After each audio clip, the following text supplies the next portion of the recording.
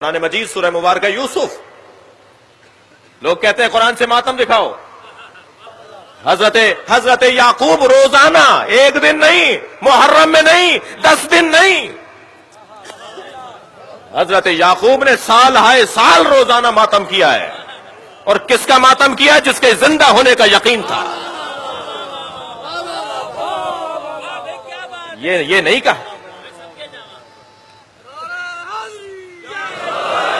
یہ نہیں کہا جائے گا کہ زندہ ہو جاوید کا ماتم نہیں کرتے ہیں. یہ حضرت یوسف زندہ ہے نا. حضرت یعقوب کیا کہہ رہے ہیں؟ حضرت یعقوب روزانہ ایک ہاتھ زانو پر مارتے تھے، ایک ہاتھ سینے پر مارتے تھے، ایک ہاتھ سر پر مارتے تھے، اور سر پر، زانو پر اور سینے پر ہاتھ مارتے ہوئے کہتے تھے یا صفا علی یوسفا، جسے آپ یا حسین بولتے ہیں. قرآن کی آیت سنا رہا ہوں نا میں آپ کو. یا اسفا علی یوسفا، یا اسفا علی یوسفا، ہائے میرے یوسف، ہائے میرے یوسف، یا یوسف، یا یوسف. کون؟ جو ابھی زندہ ہیں، جن کے زندہ ہونے کا یقین ہے.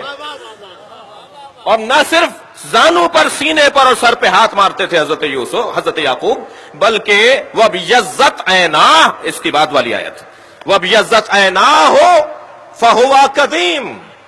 اور اتنا روتے تھے ماتم کرتے ہوئے کہ رو رو کے حضرت یعقوب کی آنکھیں سفید ہو گئیں.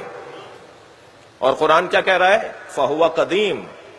اور یعقوب صرف کاظم نہیں تھے، قزیم تھے. اور فرمائیں گے بھائی، تھوڑی دقت بڑھائیے اپنی جی. ایک ہوتا ہے صابر، ایک ہوتا ہے صابر، ایک ہوتا ہے کاظم. صابر اور کاظم میں فرق ہے. کاظم برداشت کرنے والے کو کہتے ہیں، اور کاظم میں بھی انتہائی برداشت جب آ جائے تو اسے قزیم کہتے ہیں. جیسے عالم اور علیم جی، جیسے شاہد اور شہید، جیسے ناصر اور نصیر جی، ایسے ہی کاظم اور قزیم. کاظم اسے کہتے ہیں کہ جو انتہائی برداشت رکھتا ہو. اب یہاں رو رہے ہیں، ماتم کر رہے ہیں، سینے پہ ہاتھ مار رہے ہیں حضرت یعقوب. قرآن کہہ رہا ہے کہ یہ سب سے زیادہ برداشت رکھتے تھے. یہ کیا مطلب ہے اس کا؟ ذرا آپ کی توجہ چاہوں گا.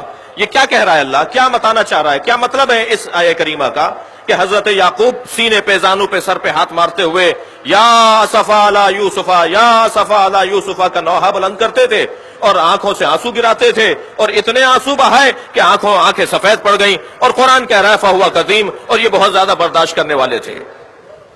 صرف ایک ہی بات تو سامنے آتی ہے، صفحہ تاریخ کو پلٹ کر دیکھیے.